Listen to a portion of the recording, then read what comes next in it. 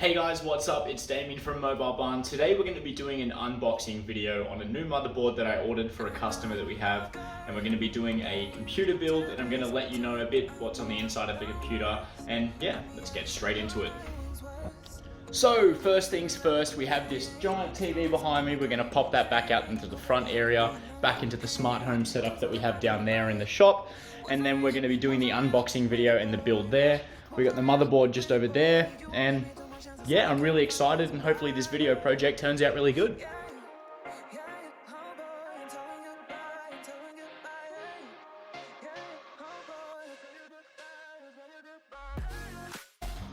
Alrighty, now into the good stuff. Inside this box sits the Gigabyte H81M DS2 Micro ATX motherboard.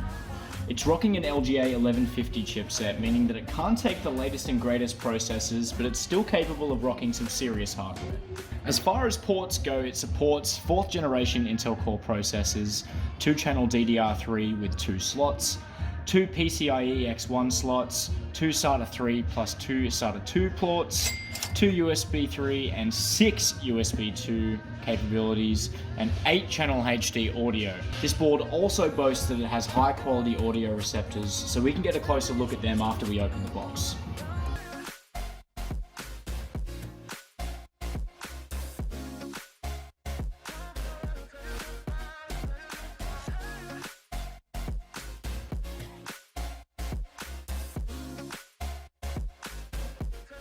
Alrighty, here we go.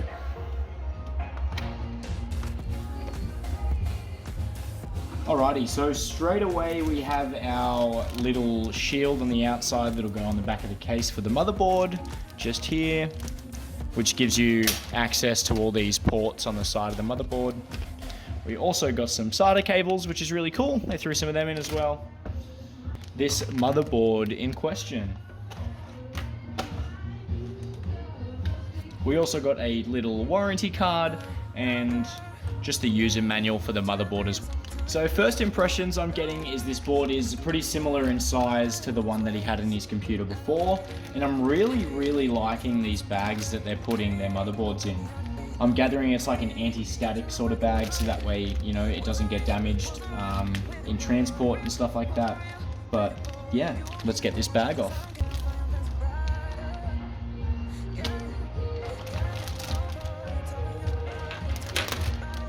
So that is the motherboard there. Here are your ports on the other side. So those are all your connections that you want when you're plugging things in.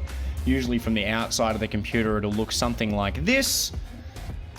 So when you just want to plug your keyboard and your mouse in, that's where you're going to want to go to at the back of the computer.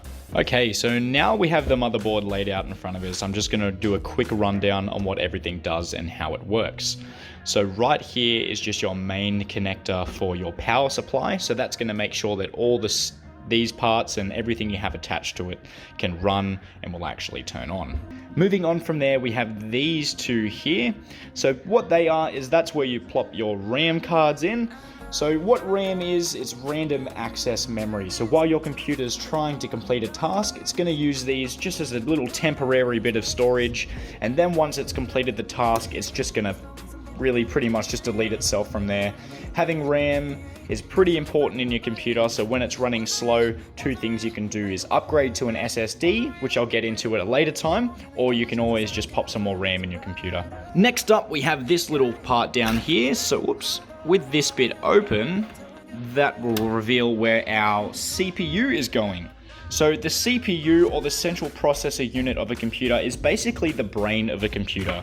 So like humans, when computers need to do something, they need a brain to tell it what exactly to do. So this is exactly what the CPUs do. And then we have our graphics card. So graphics cards look exactly like this, and sometimes a lot bigger and also a lot smaller. They plug into this part of the motherboard, and like a human's eyes, the graphics cards work for all of the graphics. So everything that runs through a screen, everything that's displayed is very important because it's run by this graphics card.